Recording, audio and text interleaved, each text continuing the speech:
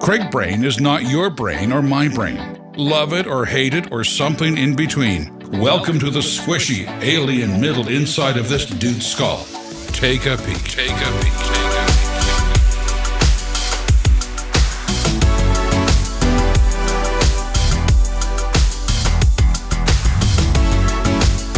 Hey, it's Craig. Welcome back. This week, man,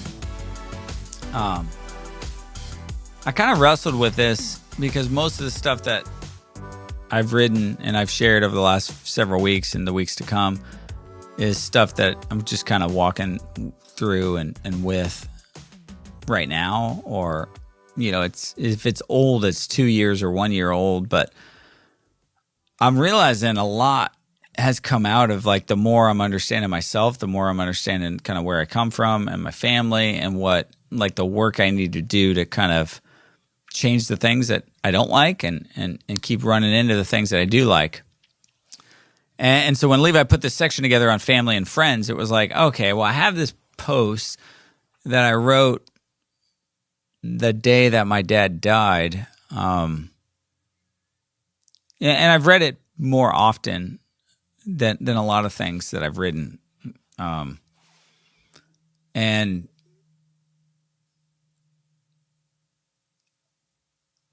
when I said to Levi, I go, hey, what about this? What about including this? And so while this is old, I think the new thoughts I have, because I didn't change much on the entry, but I thought today talking about it, a few things stood out to me. And that I think are lessons that I talked about. My dad dying was, what, 6 years ago now?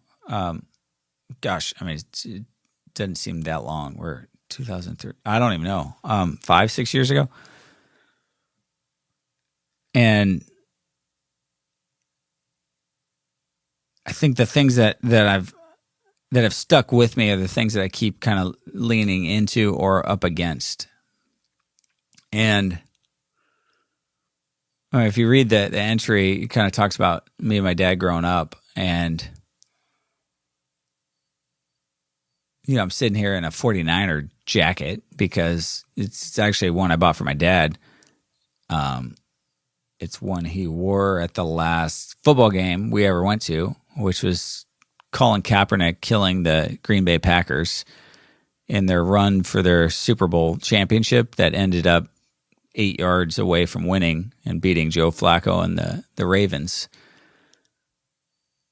So my dad and I went to that game, not championship, but an NFC playoff game on a cold night at Candlestick, and the Packers lost, and I was kind of okay with it because my dad's team was going to go to the Super Bowl. And we watched that Super Bowl at his house that day. He was wearing this sweatshirt and on that day and 2 weeks prior to that. And that's the night we called 911 and he went to the hospital and never came home. And so, you know, the Super Bowl and football and all those things kind of matter to me because it's more about connection than it is about the game. And so as a kid, I didn't really have a connection with my dad, so I didn't like the 49ers. I cheered for the Raiders. Just because it was like, I'll cheer for the other team. And late in life, like, my dad made a phone call to me and he just said, let's start over. And if you were to listen to the conversations that I had with Jeanette for years about, like, oh, if only we had those parents, or if only we had this, or if only that would happen. And it's like, no, you've been given the parents you've been given to, or the family that you have. But yeah, sometimes it's sad. And I was like, with my dad, it was like, never kind of just worked. And when he retired, he got a hip replacement, and he was ended up like just sitting at home for a week, and he was bored, and he's just restless. And I don't know, he called me out of the blue and he just said, hey, Craig, let's start over. Let's let bygones be bygones and start over. And I was just like, what are bygones? I didn't even ask, but it was just like, oh yeah. And then I made a call the next week and said, hey, I'm speaking in Colorado. Why don't you come with me? And so that started like a 7-year relationship with me and my dad late in life. That was just awesome. You'll read about it. I mean, we went, from Sacramento Kings games, Grand Canyon, soccer games of Nolan's and Elise's. Got to watch my favorite tennis player versus his favorite tennis player, like Agassi versus McEnroe. My dad was a McEnroe fan. Of course, I was an Agassi fan. And we got to see a Lakers versus Celtics NBA final game. We got to go to a Super Bowl. He got to sit front row on a porn debate with me and Ron Jeremy and hear more things about porn and sex, like in 45 minutes than he'd ever heard, and meet Ron Jeremy. But which is just like, that's my dad and Ron. I mean, I got to see the house that my dad grew up at, and since not Dayton, Ohio, but Middleton, Ohio. I witnessed my dad crying the first time I'd ever seen him cry, holding the blueprints of the house that his dad built. And so ultimately, like for me, like you can read this and it's hard for me to like read every time I read it because it's just like, it doesn't bring anybody back, but like it's something special because of how it ended. And I think there's a lot of times that we might just say like, well, if only they would do this, or, oh, you wrote it off, or like that, they'll never change. I was just talking to my friend Tom today, and he's like, my friend accepted the Lord when they're 86 and then died 2 weeks later. And so it's just like, you never know. For me, I was fortunate enough for my dad to make a phone call that stubborn old man Gross like never thought he would make. And he did. That was all I needed. And it was just game on from there. It was so kind of encouraging what happened and what that shift was that my wife decided to spend $49 and find the dad that had walked away when she was 3 and call him. And it took a lot longer than what it took for me and my dad, but we ended up in Riverside, California, 20 minutes from where she was born, meeting her dad for the first time at the Riverside Mall. And their story isn't as good as me and my dad. It didn't have to be, it's theirs, but it's something that was nothing for 36 years, I think, of her life.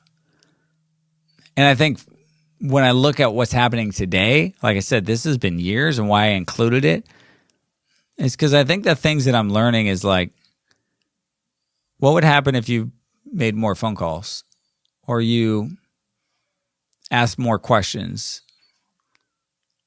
Not if you gave better answers, but if you started calling and asking like, man, or trying to understand like, yeah, why did my dad do that? Maybe that starts with finding out why my dad's dad did that to him, or who kind of shaped them, and I think that's kind of my takeaway. I mean, it's how Levi ended this, like with this edit. We said, pick up the phone, make the call. Broken families and relationships and all the hurt and pain and days and weeks and months and years attached to them will only spread out into decades and lifetimes until someone says enough is enough. It has to start somewhere. My dad reached out to me. My wife reached out to her father. And when you start to see reconciliation, or you start to see a new relationship birthed out of nothing, I watched my friend hug his mom the other day, and he's had some deep pain with his mom, like uncomfortable stuff where I'm awkward to be in the room with. And then I watched him embrace her for an extra like 5 seconds that I was like, dude, where did you get that from? And he's like, dude, I've done a lot of work. And I think that's been the fun part of like, man, life's short, time's short.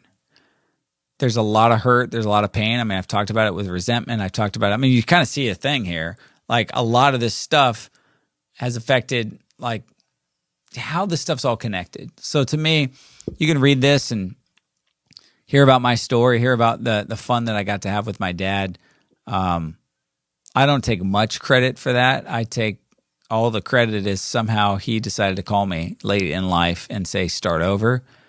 And I was willing to forgive and truly start over. And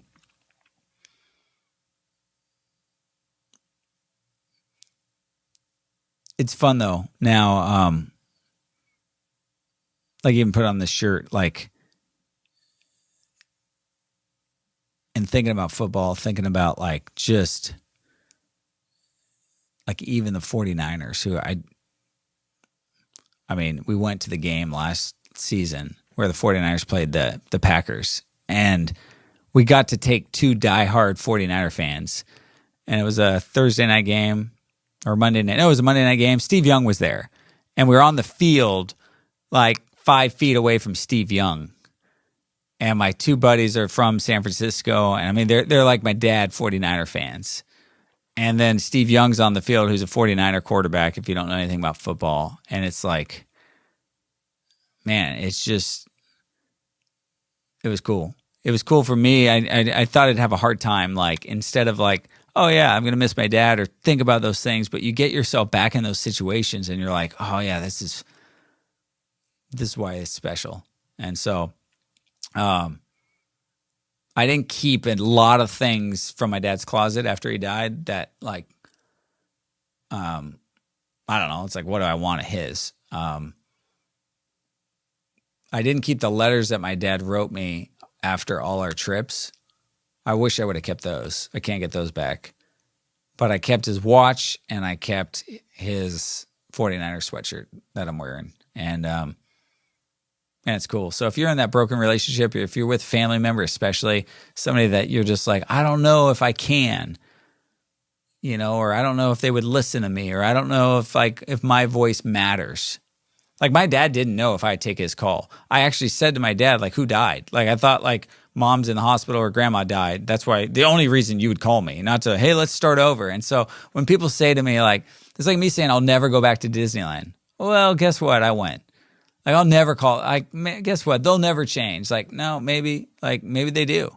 And maybe you never knew. I mean, you read the story and you're like, no, I never would imagine that that's how those years would play out. And dude, how lucky I was. And so if you have any control of any of those kind of situations, yeah, pick up the phone, make the call. So thanks for watching, listening. Next week, I'll be back with something else.